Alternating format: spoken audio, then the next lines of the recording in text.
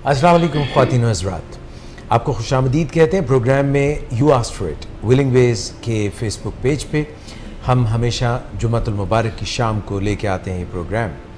मेरे साथ हस्ब साबिक आज भी मौजूद हैं डॉक्टर सदाकत अली, विलिंग वेज के CEO और एडिक्शन साइकियाट्रिस्ट, और उनके साथ तशरीफ़ रखते हैं नदीम नूर साहब, सीनियर काउंसलर हैं। डॉक्टर सादिया हमारे साथ हैं, इधर मिस शुमाइला बतूल जिनका नाम मैं सही ले रहा हूँ और बर वक्त ले रहा हूँ, और असिस्टेंट डायरेक्टर हैं, और साथ में आमिर हाशिम हैं जो कि हमारे नए क्लिनिकल साइकोलॉजिस्ट हैं, और हमारी गायकी की टीम ज़बरदस्त जो है उसमें नादिया शेख हैं, उधर सुल्तान साकिब हैं और असद असगर हैं।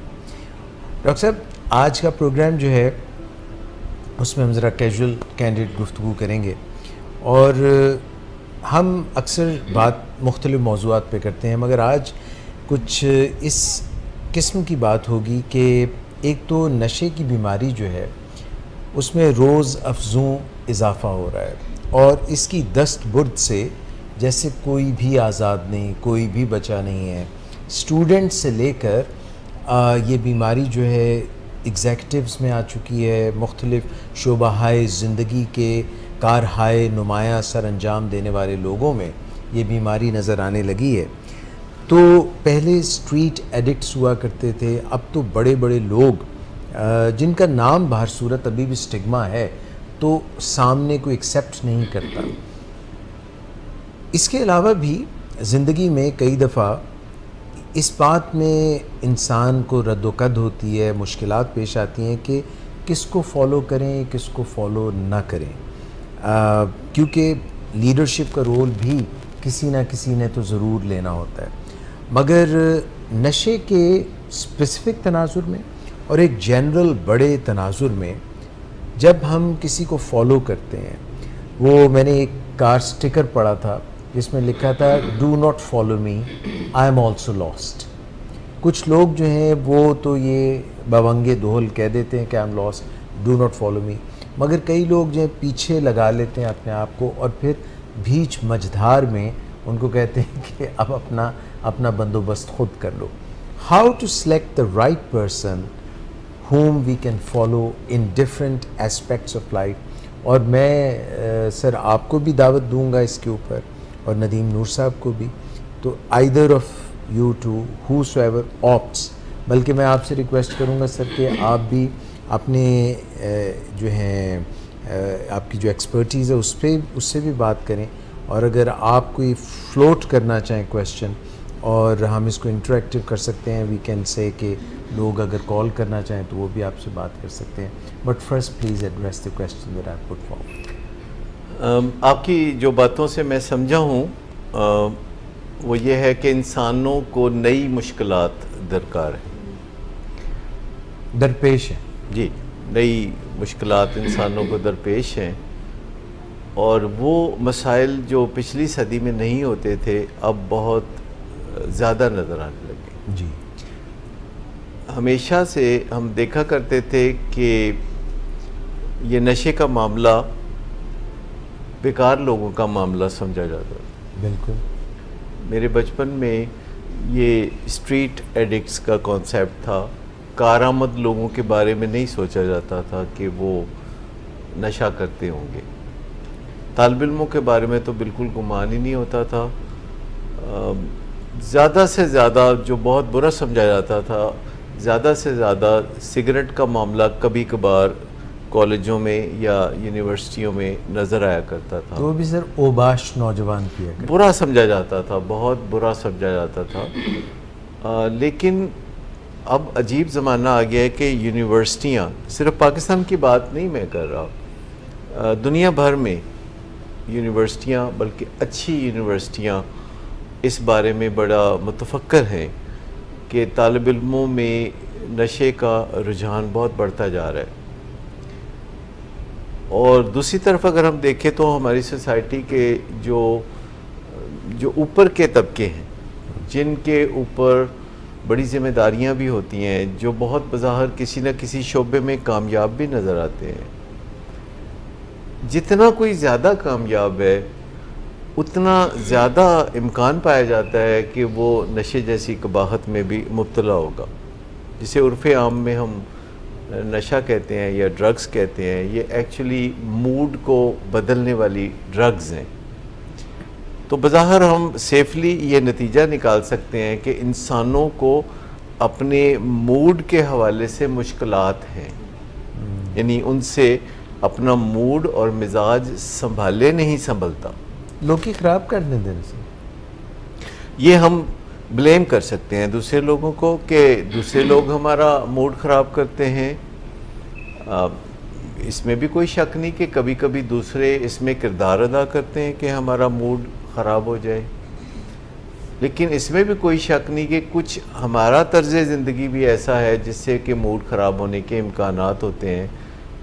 और उस तर्ज़ ज़िंदगी में नींद को अहमियत ना देना ये बहुत आम है, इसे वक्त का ज़िया समझा जाता है। जब से स्मार्टफ़ोन का रवाज आम हुआ है तो लोगों की आधी रात को भी अगर नींद खुलती है तो वो स्मार्टफ़ोन देखने लगते हैं, जिससे कि नींद बिल्कुल उड़ जाती है। वरना इंसान एक दफ़ा नींद जब उसकी खुलती है तो थोड़ी देर बाद वो फिर दोबारा सो जाता है। सुबह भी लोग अगर नींद पूरी ना हुई हो तो थोड़ी देर बाद दोबारा सो सकते हैं ताकि नींद पूरी कर लें, लेकिन स्मार्टफ़ोन चैन नहीं लेने देता। अगरचे स्मार्टफ़ोन के फ़ायदे भी बहुत हैं कि इसने दूर के लोगों को नज़दीक कर दिया है, लेकिन नज़दीक के लोगों को दूर कर दिया है। एग्जैक्टली। सो जो ज़िंदगी में ऐसी चीज़ें आ गई हैं कि जिनसे हमारा मूड ख़राब रहता है, जिसमें एक चीज़ की निशानदेही मैंने की है कि नींद पूरी नहीं होती, और दूसरी चीज़ जो बहुत आम है वो है कि हमें हाथ पाँव नहीं हिलाने पड़ते। हम थोड़े थोड़े फासले भी किसी न किसी ट्रांसपोर्ट पर तय करना पसंद करते हैं। ऑटोमेशन है। मैं आपको बताऊं, शायद आपको हैरत हो कि किसी ज़माने में टीवी आपको उठ के जाके लगाना पड़ता था। चैनल तो होते कोई नहीं थे, एक ही चैनल होता था, लेकिन अब रिमोट है और आपको फासले के काम भी बैठे बिठाए करने का मौका मिलता है, क्योंकि आपके स्मार्टफोन में सीसीटीवी कैमरों से सब कुछ दिखाई दे रहा होता है। और जो उठ के जाके छोटे मोटे काम लोग करते थे पहले, अब वो बैठे बिठाए उनके काम या तो मुलाजम होते हैं जो कि करते हैं, या फिर ये ऑटोमेटिक ये चीज़ें हैं। हत्ता कि थोड़ा बहुत हाथ हिलाने का इम्कान भी आहिस्ता आहिस्ता ख़त्म होता चला जा रहा है। सो फ़िज़िकल एक्टिविटी ना होने से मूड की ख़राबी का बड़ा दखल है, क्योंकि फ़िज़िकल एक्टिविटी हमारे जिस्म में कुदरती नारकोटिक्स पैदा करती है, खुशी के अनासर पैदा करती है, ऐसे केमिकल्स पैदा करती है जिससे खुशी जन्म लेती है। सो जितना फ़िज़िकल एक्टिविटी कम हो जाए उतना ही मूड ख़राब होने का इम्कान ज़्यादा हो जाएगा। सर, इंडिविजुअल लेवल पे तो लोगों की एक्टिविटी कम हो रही है, और इदारे जो हैं वो ज़्यादा से ज़्यादा कहते हैं एक्टिविज़म होना चाहिए, जुडिशल एक्टिविज़म होना चाहिए, फ़लाना एक्टिविज़म होना चाहिए। बंदे जो है वो लेस एक्टिव और इदारे ज़्यादा एक्टिव। ऐसा है, दुनिया करवटें ले रही है, बहुत तेज़ी से दुनिया करवटें ले रही है, और ये करवटें बहुत तेज़ तेज़ होती चली जा रही हैं। पहले दुनिया को 50 साल बाद 100 साल बाद करवट लिया करती थी, अब साल 6 महीने में दुनिया बदल के रह जाती है। तो हमें नई टेक्निक सीखनी होगी अपने मूड को अच्छा रखने के लिए। जैसे मैंने नींद की बात की और फिर मैंने फ़िज़िकल एक्टिविटी की बात की, तो हमें फ़िज़िकल एक्टिविटी को अपनी ज़िंदगी में एक रिदम के तहत शामिल करने की ज़रूरत है। फिर सोने पे सुहागा ये कि नींद पूरी नहीं करते तो उसका नेमुल बदल खाना पीना रहता है, क्योंकि जब हम रात को भी जागते हैं तो फिर भी कुछ ना कुछ खाने का मूड बन जाता है। रात को 2 बजे पिज़्ज़ा ऑर्डर हो सकता है। और इसके अलावा जब हम खाना ज़्यादा खाएंगे और फ़िज़िकल एक्टिविटी कम करेंगे तो फिर हम ओवरवेट होंगे, जिससे कि जिस्मानी बीमारियां पैदा होंगी। अब ऐसा हो नहीं सकता कि कोई जिस्मानी तौर पर फरबा हो और वो खुश रह सके, मूड ख़राब होगा लाज़मी। ऐसा बिल्कुल मुमकिन नहीं कि कोई नींद पूरी ना करे तो फिर उसका मूड अच्छा रहे।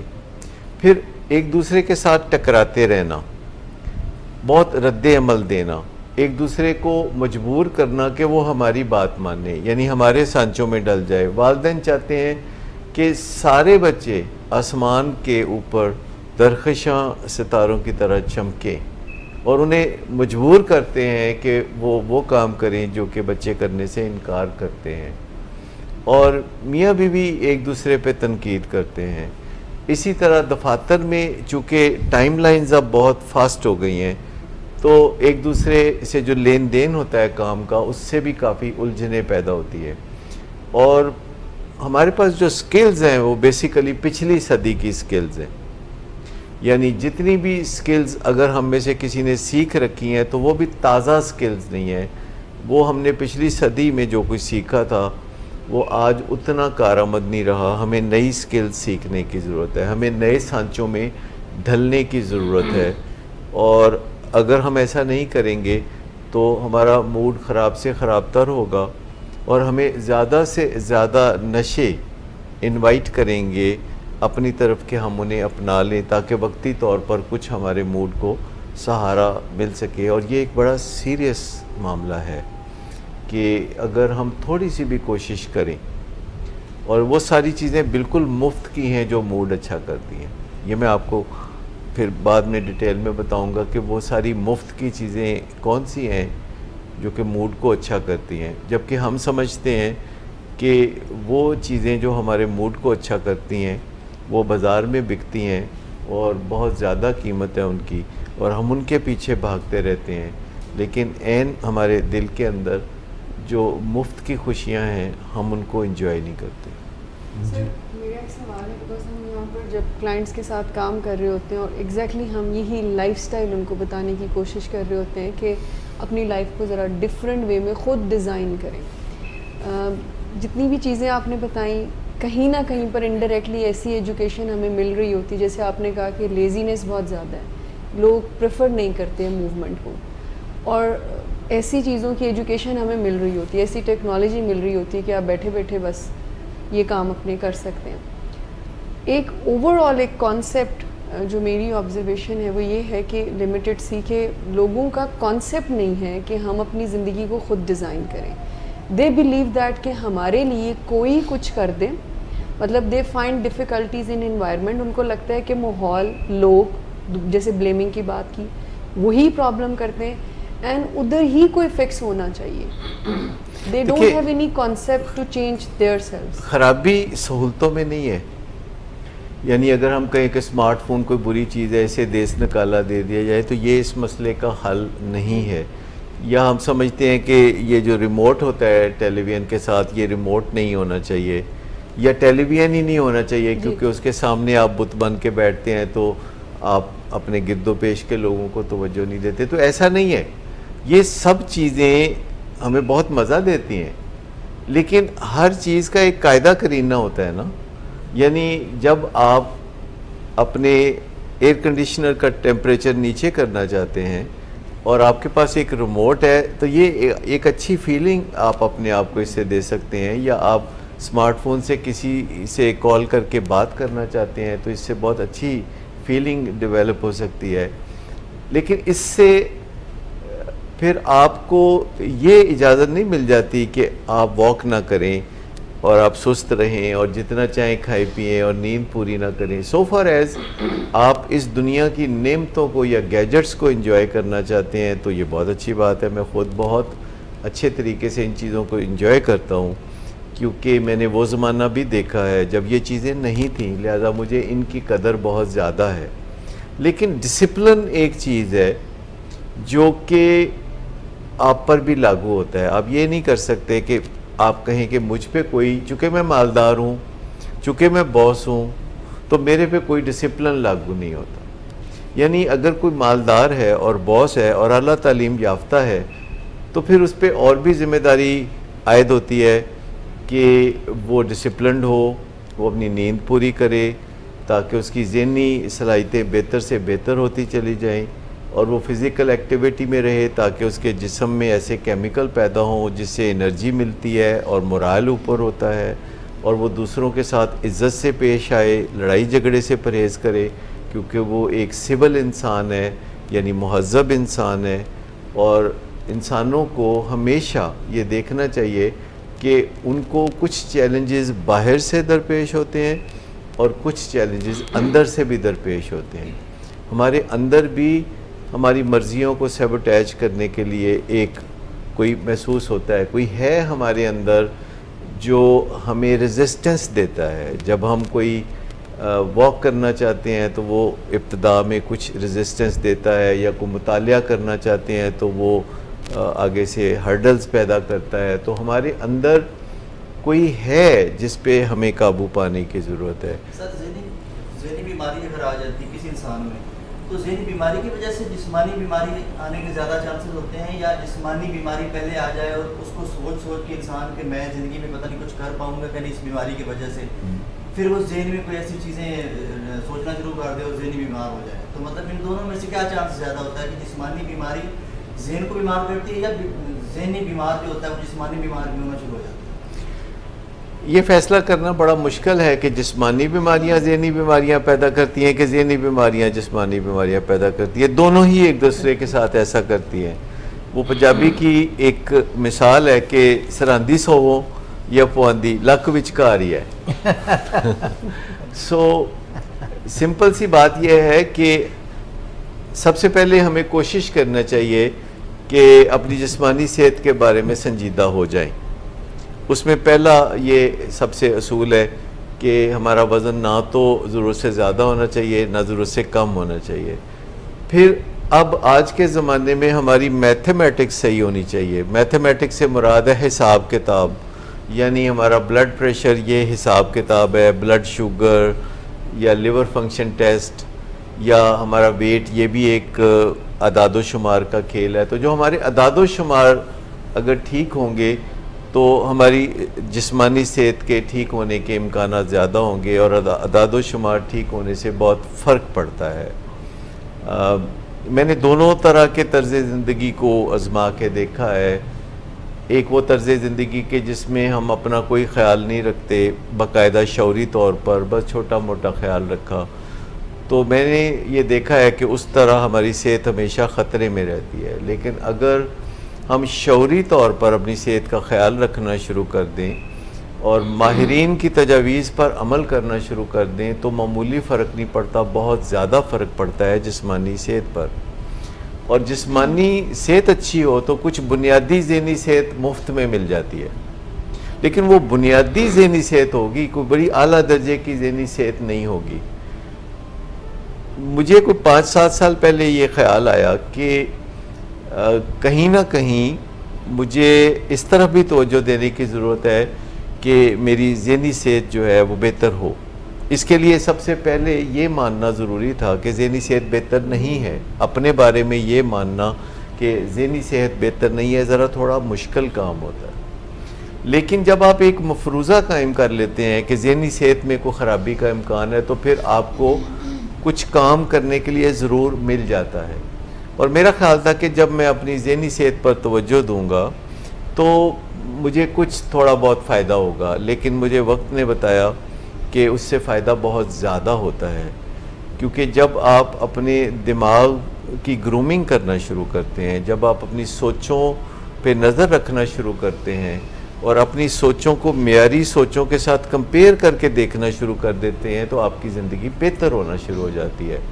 वो जो आपने कहा कि किसके पीछे चलें, तो पहले ये शायद थोड़ा मुश्किल था कि किसके पीछे चलें। मिसाल के तौर पर 25 साल पहले भी ये बहुत मुश्किल था कि ये पता करें कि किसके पीछे चलना चाहिए और किसके पीछे नहीं चलना चाहिए। रवायती तौर पर इंसान माजी बईद के कुछ लोग हैं उनके पीछे चलता है, क्योंकि माजी बईद में कुछ लोगों ने बहुत अच्छे काम किए होते हैं, उन्होंने अच्छे नताइज पैदा किए होते हैं और उनका बड़ा नाम होता है, तो हम उनके नामों से मुतासर होते हैं।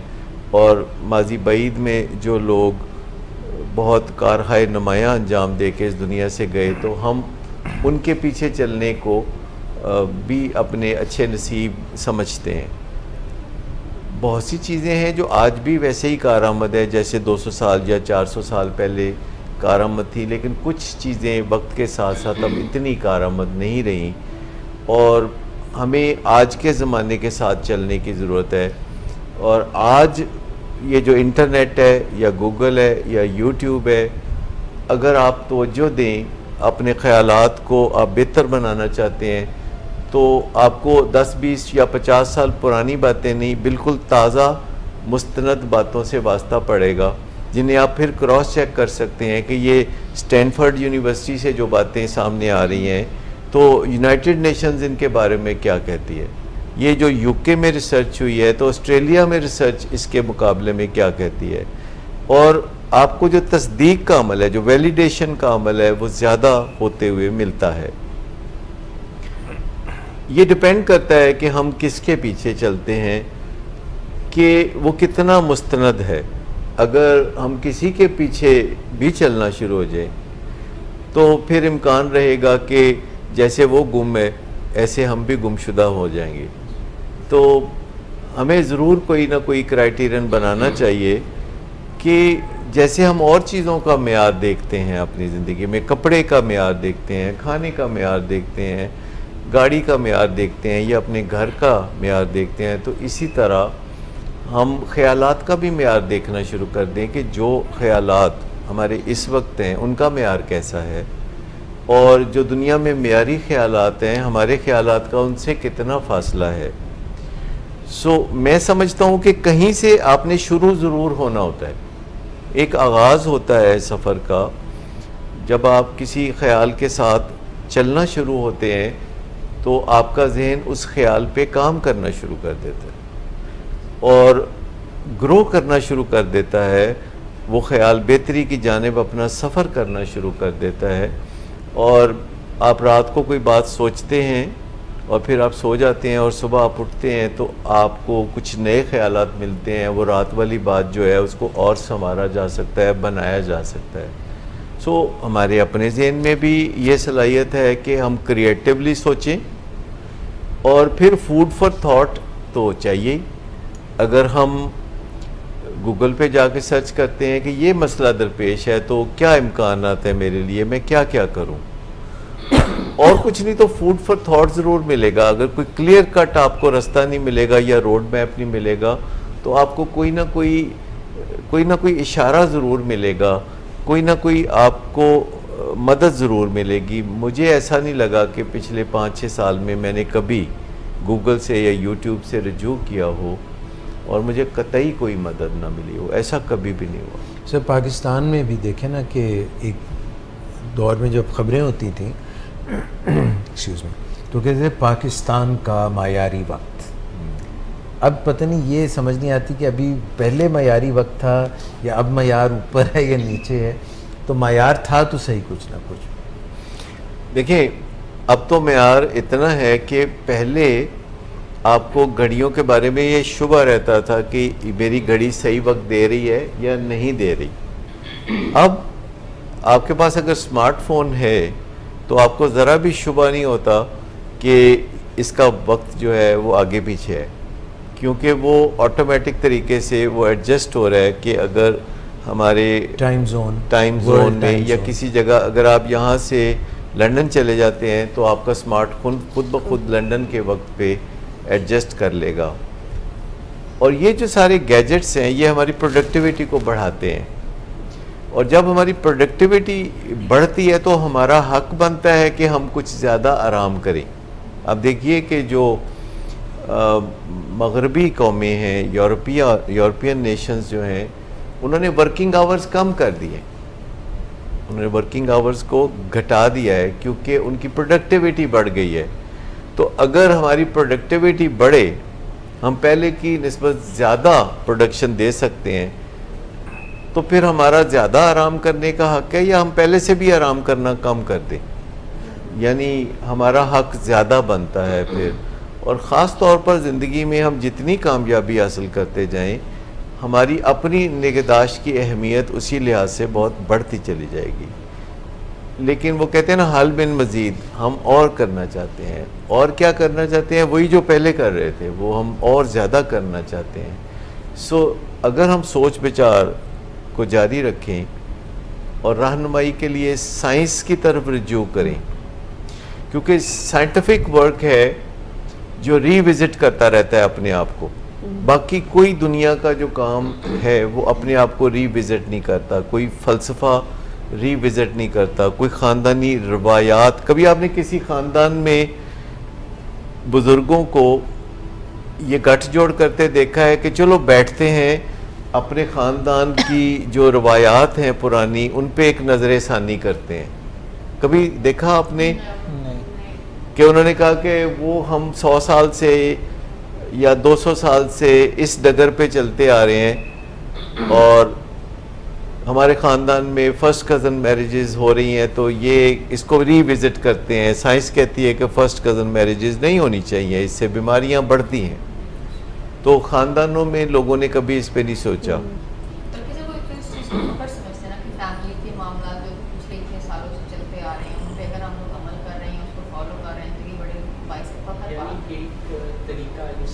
का किसी बात के पीछे चलने का, किसी चीज़ का हिस्टोरिकल होना, या उसके साथ जो हमारा एक नॉस्टैल्जिक रिलेशनशिप है कि वैसे ही माजी के बारे में सोचना, ऐसा करते करते माजी को एग्जैजरेट भी कर डालना, उसमें अजीब सी सीक्रेट बातें भी डाल देना और फिर उसके पीछे चल पड़ना।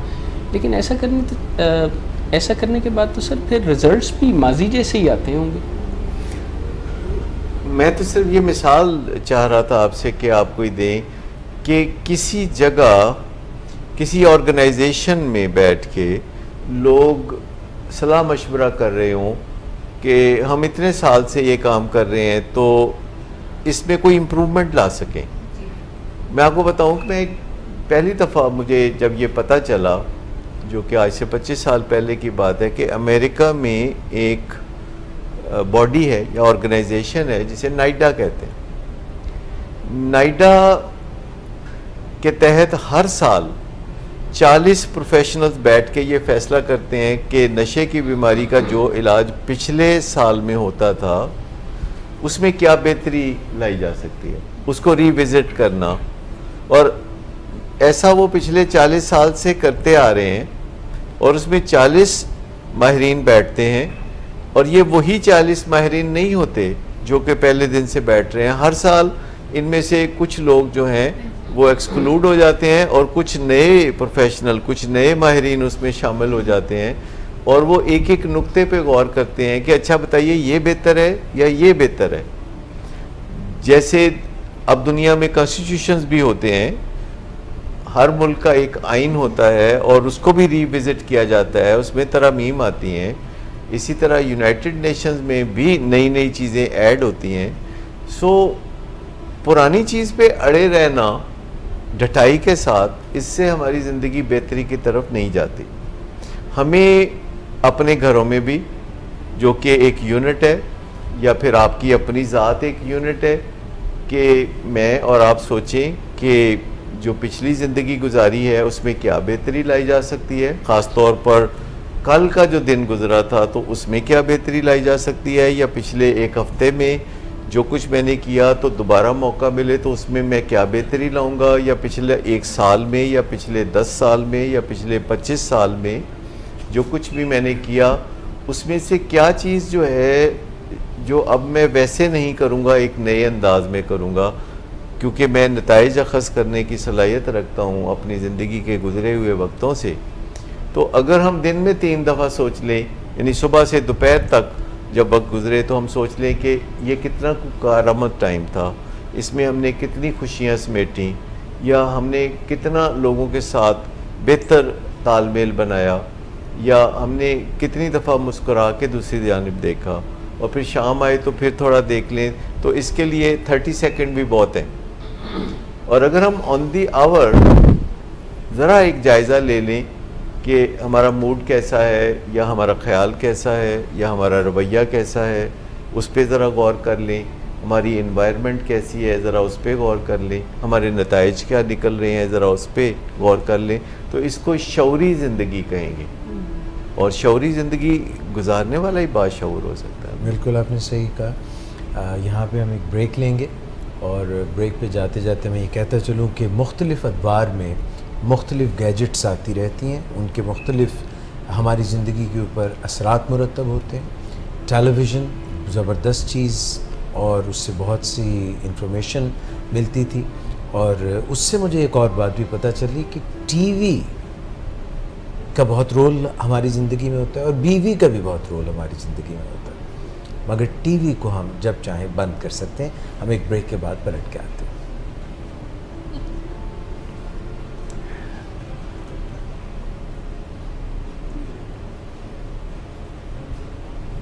सेकंड लाइन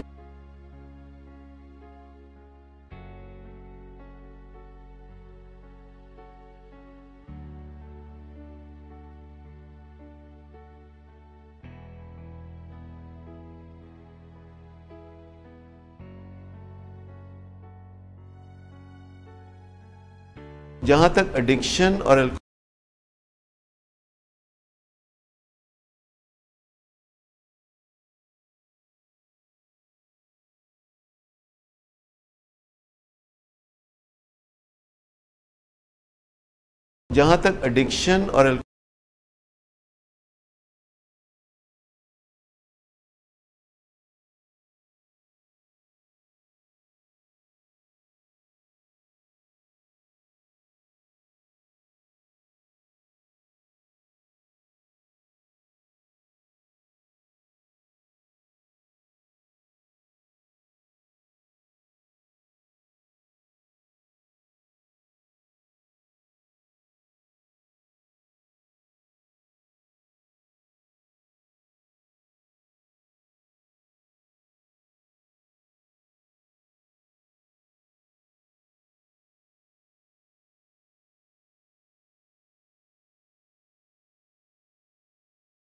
बेचैनी, इसका हमें तदारक करना है जी। और दूसरी बात यह है कि हमें सेरोटोनिन को अप रखना है ताकि खुशी भी ऊपर के दर्जे पे रहे और जोश को भी पूरा रखना है ताकि जिंदगी का एहसास बाकी रहे। और शराब चूंकि इन तीनों किस्म के लोगों की जरूरत को पूरा करती है, या अगर एक ही बंदे में ये तीनों मामले हों तो इसको भी वो पूरा करती है, तो जो भी इसके चक्कर में फंसता है फिर इसका गर्विदा होकर रह जाता है और फिर कोई बात वो सुनने के लिए तैयार नहीं होता। शराब पीने के बाद जिन लोगों को मसाइल होते हैं, जिनका मेटाबॉलिज्म खराब होता है, वो शराब पीने के फौरन बाद नहीं होते, किसी को घंटा 2 घंटे बाद होते हैं, किसी को अगले दिन सुबह जाके वो होते हैं। और उनको फायदा अलग से क्लियर नजर आता है जब वो शराब पीते हैं, तो उनको वो सब फायदा नजर आता है, उनकी बेचैनी कम हो जाती है, वो खुशियां मनाने लगते हैं और वो लोगों से कनेक्ट करने लगते हैं और इन्हीं मकासद के लिए लोग शराब पीते हैं। लेकिन कुछ घंटों के बाद उनके अंदर कुछ मनफी हालात पैदा होने शुरू हो जाते हैं, कुछ टॉक्सिन्स हैं जो कि उनके खून में सर्कुलेट करती हैं और उससे उनको एक कोफ्त की सी कैफियत होती है। और इस कोफ्त की कैफियत को ठीक करने के लिए फिर जो करीब तरीन हल होता है वो मजीद शराब का इस्तेमाल है। आज है नाजरीन, डॉक्टर साहब ब्रेक में जो है हमने सोचा कि कुछ गाना भी जो है उससे भी मनोरंजन होना चाहिए, और हमारे साथ जो हैं नादिया शेख हैं। और वैसे डॉक्टर साहब मैं आपको बताऊं कि डॉक्टर्स बड़े टैलेंटेड लोग होते हैं। डॉक्टर सादिया जो हैं she can sing very well. अच्छा। Oh yes. नदीम नूर, अच्छा, भैरवी में जो ये ताज़ा ख्याल पेश करते हैं, भैरवी में, हाँ अच्छा, वो सर अपनी मिसाल आप पैडवी थे नहीं? नहीं। और मतलब थोड़ा सा मैं अदब से पूनम के मुतालिक और अमावस के मुतालिक जो शायरी करती हैं शुमाइला, अच्छा, ज़बरदस्त। मेरे ख्याल में हम सबको अपने टैलेंट्स के साथ बाहर आना चाहिए। सर जो ट्रू टैलेंट है उसके साथ बाहर आना चाहिए। जो सर बता रहे हैं मेरे ख्याल में ये टैलेंट अभी हमने फाइंड आउट नहीं किया। नहीं देखिए, आप तो ना मानने चाहे मगर ये बात अच्छा ऐसा है कि जब नादिया आज गाएंगी तो मेरा ख्याल है थोड़ा थोड़ा साथ दें सादिया भी। वो तो प्रिपेयर्ड नहीं है ना उस गाने के लिए। जैसे लगे कि जब आप गा रही हो ना तो कैमरा इन पे हो तो लगे कि जैसे ये गा रही, ये लिप सिंक कर सकते हैं। सपोर्टर। मगर आज हम फिर क्योंकि नादिया ने बड़ी जो है पानियों में ऐसा रंग घोल दिया है, और कि जो वो है अपना असल जिन्होंने गाया है, क्या नाम है, आतिफ असलम साहब, उनको एक प्रिल्यूड पेश करने के लिए तू रंग पानियों का।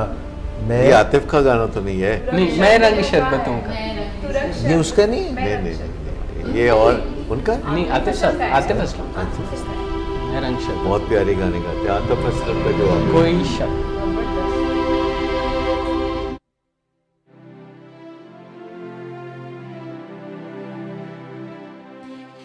मैं रंग शरबतों का,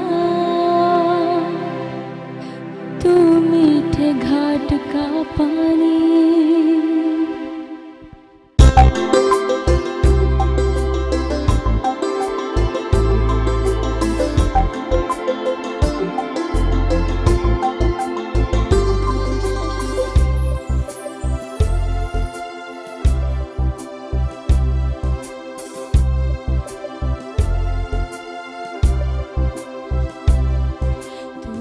शरबतों का, मैं मीठे घाट का पानी। मैं रंग शरबतों का, तू मीठे घाट का पानी। मुझे खुद में घोल दे तो मेरे यार बात बन जानी। रंग शरबतों का, तू मीठे घाट का पानी।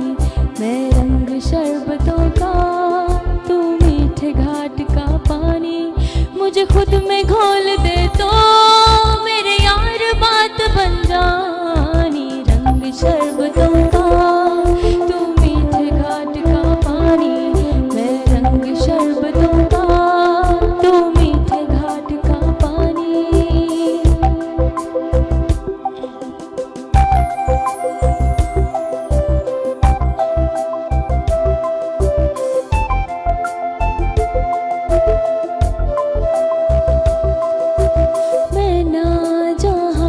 चाहूं ना आसमां चाहूं, आजा हिस्से में तू मेरे। मैंने तो धीरे से नींदों के धागे से बांधा है ख्वाब को तेरे। तू ढंग चाहतों का, मैं जैसे कोई नादानी। तू ढंग चाहतों का, जैसे कोई नादानी। मुझे खुद से जोड़ दे तो मेरे यार बात बन जानी। रंग शरबतों का, तू मीठे घाट का पानी। मैं रंग शरबतों का, तू मीठे घाट का पानी।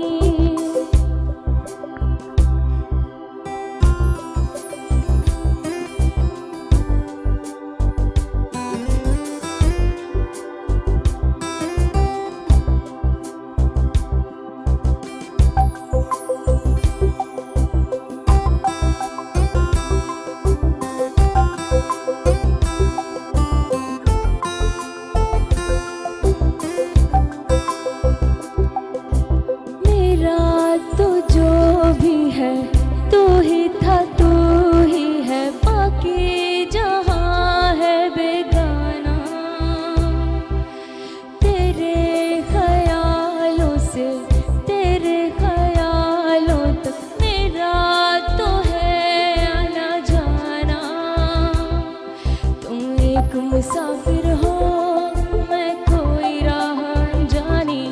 तुम एक मुसाफिर हो, मैं जैसे कोई नादानी। मुझे खुद से जोड़ दे तो मेरी यार बात बन जानी। रंग शरबतों का, तू मीठे घाट का पानी। मैं रंग शरबतों का, तू मीठे घाट का पानी।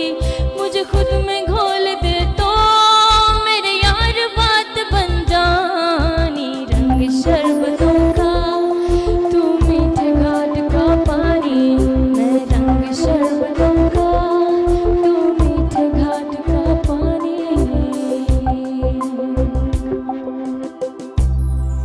Thank you. मिस नादिया, बहुत अच्छा आपने गाया, वेरी नाइस, वंडरफुल। सर ये एक एक्टर हुआ करते थे सईद खान, रंगीला के नाम से मशहूर थे। तो वो बताते होते थे कि उन्होंने हांगकांग के नलकों का पानी पिया। और ये जो लोग घाट घाट का पानी पीते हैं, उनको कुछ समझ बूझ, अकल समझ ज़्यादा आ जाती है या वो अपनी आइडेंटिटी लूज़ कर जाते हैं?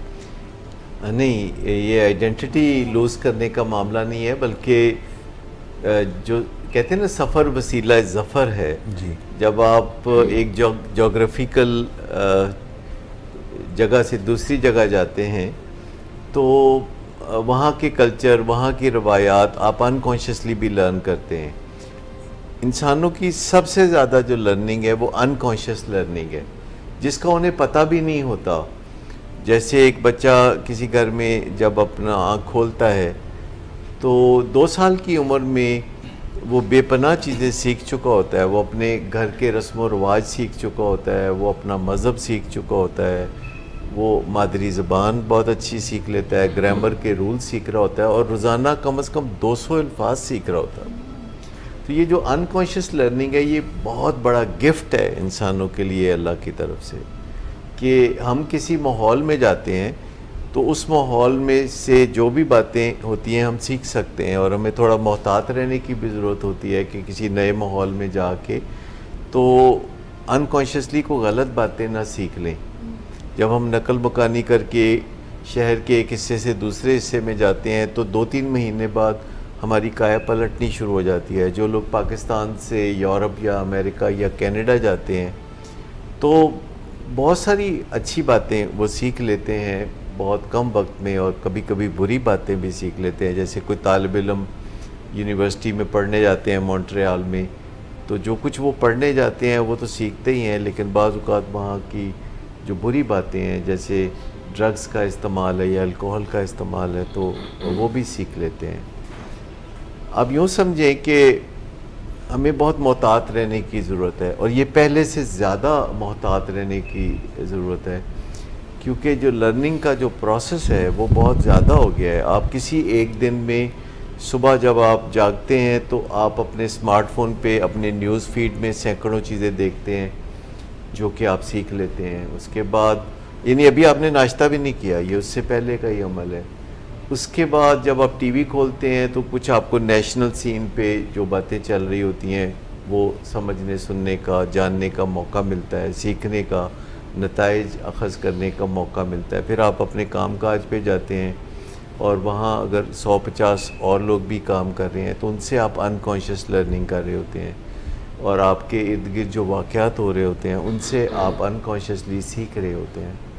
सो चूँकि ये अमल आपके मर्ज़ी के बगैर हो रहा होता है तो आपको ज़्यादा तवज्जो देने की ज़रूरत है, क्योंकि जब आप किसी यूनिवर्सिटी में जाते हैं, किसी क्लासरूम में जाते हैं तो आप अपनी मर्ज़ी से जाते हैं और मर्ज़ी से वो इल्म सीखने के लिए तैयार होते हैं जो वहाँ दिया जा रहा है। कई तालिब इल्म तो सर अपनी मर्ज़ी से कुछ नहीं सीख के आते। हाँ, वो कैफेटेरिया में चले जाते हैं या अनकॉन्शियसली वो नशा करना सीख लेते हैं, सिगरेट पीना सीख लेते हैं, क्योंकि पीयर प्रेशर होता है। हमारे इर्द गिर्द जो कुछ लोग कर रहे होते हैं हम पे उसका असर होता है, रस्म व रिवाज का भी हम पे असर होता है।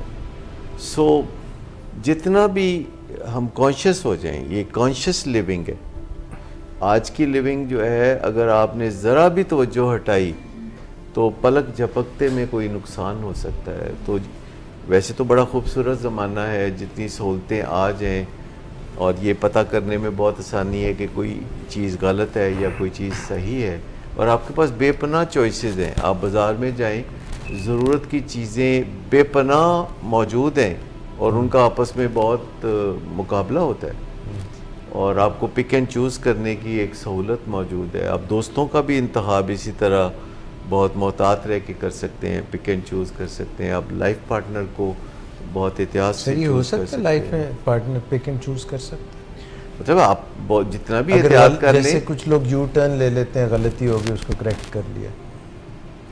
यू टर्न भी लेने के लिए ही होता है। सड़कों पे अगर ये कोई कारआमद चीज़ ना होती तो सड़कों पे यू टर्न ना होता, लेकिन दिली तौर पर सर आपकी तरफ से इंडोर्समेंट है। हाँ, अगर हम समझते हैं कि हम किसी गलत रास्ते पे जा रहे हैं तो यू टर्न बनता है, और उसके लिए अपने दिल में उसका एहसास होना, नदामत का एहसास होना, अपने लिए कोई अच्छी रहनुमाई हासिल करना और आगे अपना तर्ज़ अमल बदल लेना, यही तो इंसान का पहलू है।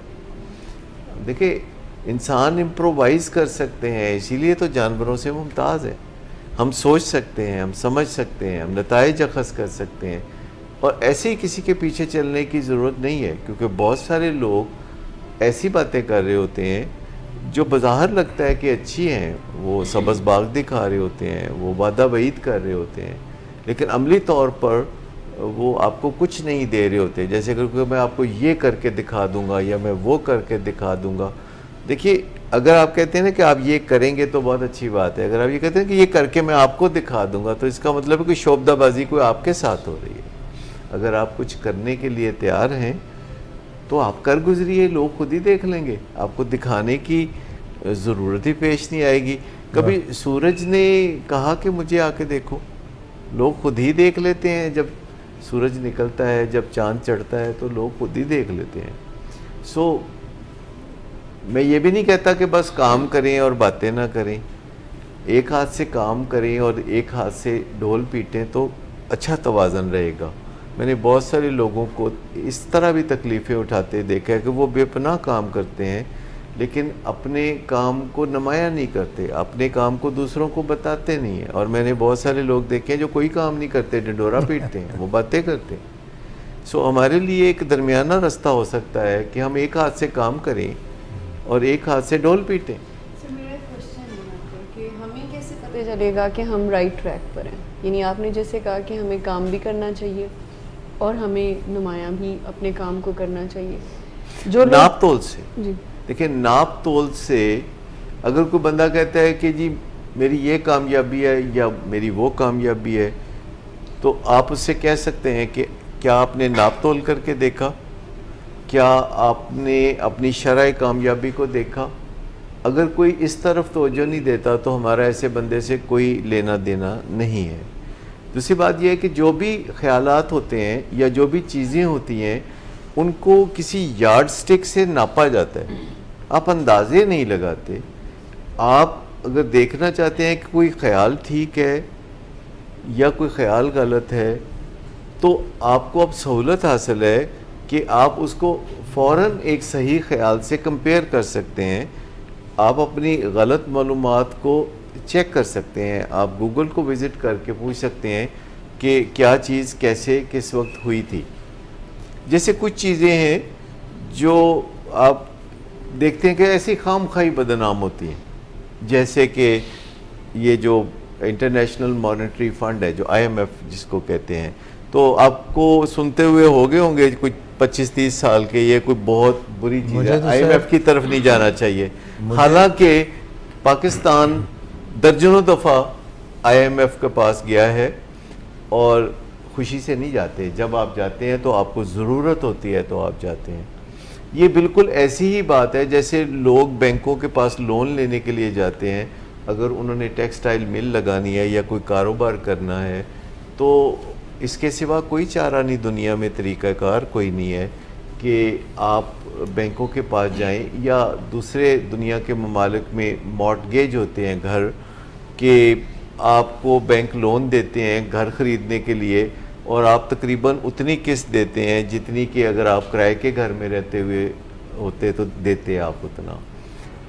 सो इस तरह दुनिया एक दूसरे से अपनी ज़रूरतें पूरी करते हैं। बैंकों की ज़रूरत है कि हम उनसे लोन लें और हमारी ज़रूरत है कि उस लोन से हम पे तरक्याती काम करें, मुनाफा कमाएं और बैंक को उसका असल और कुछ मुनाफा वापस करके तो फिर हम अपनी ज़िंदगी को आगे बढ़ाएं। तो ये इंटरनेशनल मॉनेटरी फ़ंड जो है, ये दुनिया के कुछ अमीर ममालिक ने रकूम मुहैया की हुई हैं और ये एक बड़ी ऑर्गेनाइज्ड बॉडी है। इसमें बहुत बड़े मईशत के माहिरीन होते हैं जो अंदाज़ा लगाते हैं कि कैसे किसी मुल्क को रकम दी जाएगी, कैसे उससे फिर रकम वापस भी ली जाएगी, जो कि बहुत बुरा लगता है जब हमें पैसे दे के वापस भी लेने की बात। मुझे तो ऐसे लगता है कि IMF जो है ना इतनी बदनाम हो गई है कि मुन्नी भी इतनी बदनाम, मुझे वही एग्जैक्ट, आप you have read my mind, मुझे लग रहा है IMF नहीं बल्कि मुन्नी बदनाम हुई डार्लिंग। नहीं, ऐसी बात नहीं है। मैं आपको बताऊं कि वो एक बहुत ही इंटीग्रिटी वाली बॉडी है। शायद मुझसे आप इख्तलाफ करें, लोग तो यहाँ यूनाइटेड नेशंस को नहीं मानते, लोग तो WHO को नहीं मानते, लोग तो मनमौजी हैं। साइंटिफिक बात को, सही तो बात को, ये IMF की जो बॉडी है, मुझे याद है कि 2 साल पहले पाकिस्तान तशरीफ़ लाई थी जो उसकी ओहदेदार हैं खातून, मेरे ज़हन से उनका नाम निकल गया है, तो मैंने टीवी पे उनकी गुफ्तगू सुनी थी तो उन्होंने बहुत माकूल गुफ्तगू की थी। उन्होंने पाकिस्तान की मुआशी तरक्की पे बड़ा इत्मीनान का इज़हार किया था उन्होंने बताया था कि पाकिस्तान जो है मईशत बड़ी मजबूत जा रही है और इसमें कुछ खामियां हैं जो दूर कर लेनी चाहिए, जैसे सब्सिडी नहीं होनी चाहिए और कुछ 2-4 चीज़ें उन्होंने और तजवीज़ बताई। तो फिर उनसे सवाल किया गया कि क्या आप समझते हैं कि पाकिस्तान को IMF से रजू करना चाहिए? तो उन्होंने कहा कि बज़ाहिर तो इस वक्त कोई ज़रूरत नहीं नज़र आ रही, लेकिन अगर हमसे कभी भी रजू किया जाएगा तो हम पाकिस्तान की मदद करना चाहेंगे। ये हम आज खुद क्यों तसव्वुर कर लेते हैं कि IMF बुरा है जो कर्ज़ा देता है, हम बहुत अच्छे हैं जो कर्ज़ा लेते हैं। ये हम क्यों ऐसा सोच लेते हैं कि जब हम IMF से कर्ज़ा लेंगे तो फिर वो वापस ना मांगे तो अच्छा है। यानी ये कैसे मुमकिन है कि हम कर्ज़ा लेते हैं तो फिर हमसे जब कोई वापस मांगता है तो हमें बुरा लगता है। ये वैसे इनफरादी तौर पर भी हम सब लोगों की ज़िंदगी में भी ऐसा होता है कि अगर हम किसी माँ बाप से अगर हम कर्ज़ा लेते हैं तो वो तो वापस नहीं मांगते, तो बस सब लोग माँ बाप तो नहीं होते सर। लेकिन मुझे बताइए कि माँ बाप की हम कितनी कदर करते हैं कि जो बहुत दयालु होते हैं, जो दे के भूल जाते हैं, कभी वापसी की तवक्को नहीं रखते। तो मुझे बताइए कि हमारा किबला दुरुस्त होने की ज़रूरत है कि नहीं कि हम माँ बाप की उस तरह कदर नहीं करते। कर्ज़ों की जब आप बात करें और IMF की बात करें और ऐसे ज़बरदस्त इदारे जो दुनिया के हैं, उसमें बात यह है कि जब हम कर्ज़ा लें, जो भी शख्स कर्ज़ा लेता है, इंडिविजुअली मैं अगर किसी बैंक के पास जाता हूँ कर्ज़ा लेता हूँ तो मुझे एक तो अपने प्रोजेक्ट की फ़ीज़िबिलिटी को अच्छी तरह स्टडी कर लेना चाहिए, 1। फिर मुझे अपने प्रोजेक्ट से बहुत ज़्यादा जो है ना ऑनेस्ट होना चाहिए। कहीं ऐसा ना हो कि जो कर्ज़ा मैंने लिया है वो मैं प्रोजेक्ट पर ख़र्च करने के बजाय उसमें से मैं अपने और भी फ़ायदे तलाश करूँ। 2 बातें। तीसरी बात यह है कि जब हम कर्ज़ा लेते हैं तो उसकी जो शराइत हैं उनको देख लें कि कहीं हम इतना सूद तो नहीं अदा कर रहे, इतना ब्याज अदा तो नहीं कर रहे कि बाद में हमारी कमर ही टूट जाए या पुरखियों की उस लिए वो कर्ज़े जो हैं वो कई नस्लें अदा करती रहें। ये जो फैक्टर्स हैं शायद उसकी वजह से भी कई दफ़ा प्रॉब्लम। बिल्कुल आपने ठीक कहा, लेकिन कुछ कर्ज़े जो हैं वो निस्बतन महफूज होते हैं। जैसे कि अगर आप मकान लेते हैं और बैंक उसमें मुआवनत करता है और आप एक किस्त देते हैं जो कि माहाना किराए से कुछ ज़्यादा या कम व बेश वैसी ही होती है और मकान कम अज़ कम महफूज है, घिस नहीं जाएगा आपके रहने से। और अगर आप बाद में वो कर्ज़ अदा ना भी कर सकें तो मकान बेच के बैंक का पैसा वापस करके आप अपना पैसा भी रिकवर कर सकते हैं। इसी तरह जो कारोबार होते हैं तो बैंकों में उसकी फिजिबिलिटी स्टडी की जाती है। IMF भी स्टडी करता है कि आपने जो कर्ज़ा लेना है क्या आप ज़रूरत से ज़्यादा कर्ज़ा तो नहीं मांग रहे, और फिर वो कर्ज़ा एकदम सारा नहीं आपको पकड़ा देते, वो उतना कर्ज़ा आपको पकड़ाते हैं जो फौरी आपको कैश इन हैंड चाहिए होता है ताकि आपको खाम खा का सूद ना पड़े।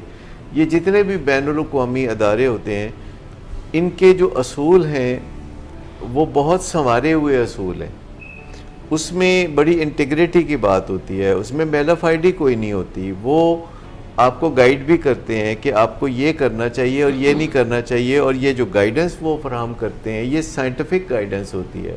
और हमें बाज़ औक़ात साइंटिफिक गाइडेंस वैसे अच्छी नहीं लगती क्योंकि हम अपने तौर तरीक़ों पर चलना चाहते हैं। अगर आप कहें कि आप कर्ज़ा लिए बग़ैर दुनिया में आगे बढ़ें तो इसके भी बड़े इम्कानात होते हैं। इसके लिए भी आपके अंदर एक एक्यूमेन होनी चाहिए कि आप बग़ैर कर्ज़े के चल रहे हो। जैसे मुझे ज़िंदगी में कभी कर्ज़ा लेने की ज़रूरत नहीं पेश आई क्योंकि मेरी ये सोच के ही ख़िलाफ़ है। मैं चादर के अंदर पाँव रखना पसंद करता हूँ, मैं फ्यूचर में झांकना पसंद करता हूँ। 1992 में मुझे पहली दफ़ा एहसास हुआ था कि महंगाई की एक बड़ी लहर आई है, तो मैंने फ़ौरन सोचा कि ये महंगाई के ख़िलाफ़ अगर हम बोलना शुरू कर दें तो हमें रंज पैदा करने वाली बात है, ये एक मुस्तकिल फ़िनोमिना है।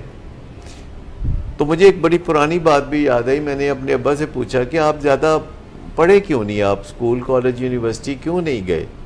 तो उन्होंने कहा कि मेरी एक्चुअली बहन यानी आपकी फूफो ने मुझे पाला था और मैं उन्हें कहता था कि मुझे स्कूल दाखिल कराओ, तो वो कहा करती कि नहीं पुत्र महंगाई बहुत है, मैं स्कूल नहीं तन पढ़ा सकती। यानी 90 उस वक़्त 90 साल पहले, अब शायद 110 साल पहले की मैं ये बात कर रहा हूँ कि महंगाई का जिक्र उस वक्त भी आता था। तो एक्चुअली महंगाई कोई नहीं होती, हमारी आमदनी कम होती है।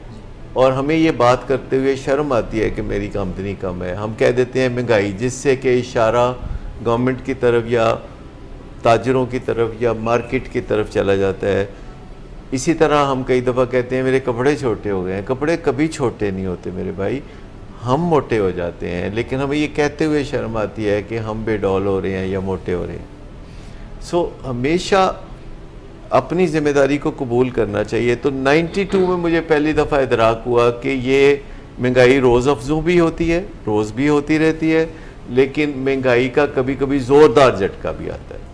तो ओवरऑल मैंने हिसाब लगाया कि हर साल के बाद हमारी आमदनी में 20% इजाफा होना चाहिए, और 5 साल में इसका मतलब है कि 100% या 100% से भी ये कुछ ज़्यादा बनता है। अगर आपकी आमदनी हर साल 20% बढ़ती है तो 5 साल में वो 100% नहीं बढ़ती, कोई 150% के करीब बढ़ जाती है। तो एक मैंने गोल सेट किया कि हर साल मेरी आमदनी 20% बढ़नी चाहिए। तो दूसरा, मैंने अपने अदारे में भी कानून लागू कर दिया कि तकरीबन सभी एम्प्लॉइज़ को साल के बाद एक 20% के करीब उनकी आमदनी बढ़नी चाहिए। फिर वैल्यू कोई ऐड कर ले तो उसकी आमदनी और भी ज़्यादा। ये इन्फ्लेशन रेट ही है एक तरह से, जो 20% है। और आपसे इनकम टैक्स डिपार्टमेंट भी ये तवक्को रखता है, ये पता नहीं वो क्यों तवक्को रखते हैं, अमूमन माँ बाप तवक्को रखते हैं औलाद से कि उनकी आमदनी बढ़े। इनकम टैक्स डिपार्टमेंट भी आपसे तवक्को रखता है कि आपकी आमदनी पिछले साल की निस्बत 20% ज़्यादा होनी चाहिए। और अगर आप ज़्यादा नहीं लिखेंगे तो इनकम टैक्स वाले आपको बहुत पूछगिछ करते हैं। अगर आप 20% आमदनी बढ़ा के बता देते हैं तो वो कहते हैं कि चलो आप भले मानस है, हम आपकी बात मान लेते हैं। आज के प्रोग्राम में अगर हम ये पैगाम लोगों तक पहुँचाने में कामयाब हो जाएं कि आपकी आमदनी का आपकी कोशिशों से, तदाबीर से, आपकी आदतों से कोई दखल होता है, और अगर आप गोल सेट कर लें कि आपने आमदनी 20 या 30 या 40% बढ़ानी है तो कुछ ना कुछ कामयाबी ज़रूर मिलेगी। ये जो ब्लेम गेम है, जो हम दूसरों की तरफ इशारे करते हैं कि फ़लाँ ये खा गया और फ़लाँ वो खा गया, इससे हमें ज़रा तसल्ली मिलती है कि अगर वो ना खाता तो फिर मेरे पास होता। ये जो करप्शन की बात की जाती है, ये सब नॉनसेंस है। असल बात यह है कि आप अपनी कॉम्पिटेंस पे काम करें।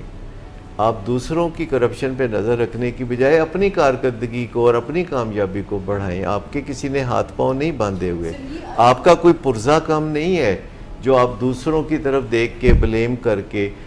हो सकता है कि किसी बंदे के लिए ये बहुत कारआमद हो कि वो दूसरों की करप्शन का जिक्र करके ख़ुद कामयाबी की मसनद पे बैठे, लेकिन एक आम आदमी के लिए इसका कोई फ़ायदा नहीं कि वो अपने हमसायों के ऊपर उंगलियां उठाता फिरे, लोगों की करप्शन के तराने बजाता रहे, लेकिन ख़ुद हाथ पे हाथ धरे बैठा रहे। असल बात यह है कि हर आदमी का जो सफ़र है ज़िंदगी में वो कॉम्पिटेंस से आगे बढ़ता है, और हर आदमी की ज़िंदगी में करप्शन एक अलाइश के तौर पर शामिल होती है, और हमें अपने आप को अलाइशों से पाक करने की जिद्दोजहद करते रहना चाहिए। जी आप कुछ कह रहे थे? मैं सवाल ये करी थी कि ये आइडिया सम टाइम आपके पसंद नहीं आता है, आप ज़रा तसल्ली की तरफ जाना चाहते हैं, आप यानी ऐसा अनकॉन्शियसली वी आर बाउंड कि हमें हर चीज़ ब्लेम करने से हमें फ़ौरी तसल्ली मिल जाती है। और अगर हम ये अकाउंटेबिलिटी लेना शुरू कर दें कि मुझे कुछ करना है इंस्टेड ऑफ ब्लेमिंग समवन, ये बहुत मुश्किल, आप समझ लें कि ये अनकॉन्शियसली हमारा एक रिएक्शन बन चुका होता है कि हम नहीं चाहेंगे कभी भी कि हम अपने ट्रैक को चेंज करें। क्या हमें उन फियर्स पर भी ओवरकम करना होगा जो इसके साथ अटैच्ड है? देखिए, जो पर्सनल रिस्पॉन्सिबिलिटी का फैक्टर है ना, वो बहुत इम्पॉर्टेंट है, लेकिन हम सुनना चाहते हैं कि कोई आएगा जो रोटी कपड़ा मकान हमें देगा। ठीक है, बहुत अरसा दराज तक ख़वातीन ये सोचती रही कि कोई सफ़ेद घोड़े पे तलवार लहराता हुआ आएगा और हमारे भाग जाग उठेंगे। ठीक है, ये जो तलवार उन्होंने पकड़ ली। अच्छा, ये जो फैंटेसीज हैं, ये ख्याली पुलाव वाली बात है। काफ़ी मज़ेदार होता है ख्याली पुलाव। लेकिन मैं आपको बताऊं कि जो लोग भी ज़ाती तौर पर ज़िम्मेदारी उठा लेते हैं वो अपने मुआशी हालात को भी बेहतर बना लेते हैं, चाहे इब्तदाई तौर पर उनके पास कोई सरमाया ना हो, वो चाहे कोई छोटा मोटा कारोबार ही क्यों ना करें। मैंने ढाबे वालों को लखपति होते देखा है, मैंने ऐसे लोगों को करोड़पति होते देखा है जो स्क्रैच से स्टार्ट हुए थे। लेकिन जो लोग आस लगा के बैठे रहते हैं और हर वक्त ताक ताक के निशाने लगाते हैं कि कौन कहाँ कितनी बेईमानी कर रहा है, उनके अंदर शायद कहीं किसी जगह कोई सेटिस्फेक्शन होती हो और उनके हालात नहीं बदलते। Thank you very much sir, आप सबका बहुत शुक्रिया। और अपनी क्रेडिट रेटिंग अच्छी कीजिए अगर आप चाहते हैं ज़िंदगी में आगे बढ़ना, ताकि आप एक तरफ तो अपनी क्रेडिट रेटिंग अच्छी करें, आपको क्रेडिट बहुत मिलेगा, दुनिया भी आपको क्रेडिट देगी, और दूसरी तरफ अपने क्रेडिट कार्ड की डिप्लीट ना करें, इतना ज़्यादा ना कर दें कि कहीं जो है वो हर चीज़ आप अदा ही ना कर सकें।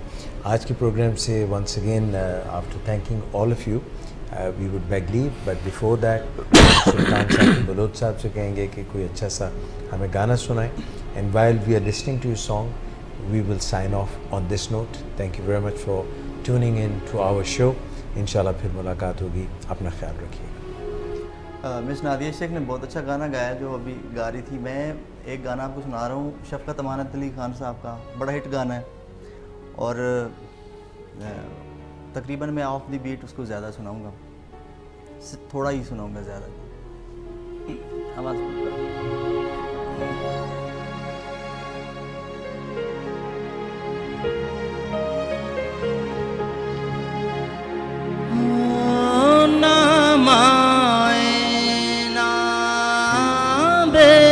मुझे मैं नहीं जाना परदेस,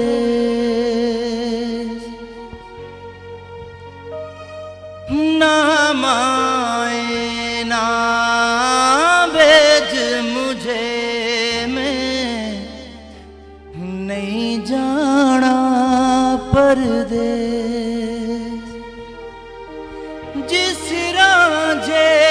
संग सांस जुड़ी वो रांझा है इस देश रे, मैं नहीं जाना खेड़िया देना, मैं नहीं जाना खेड़िया देना।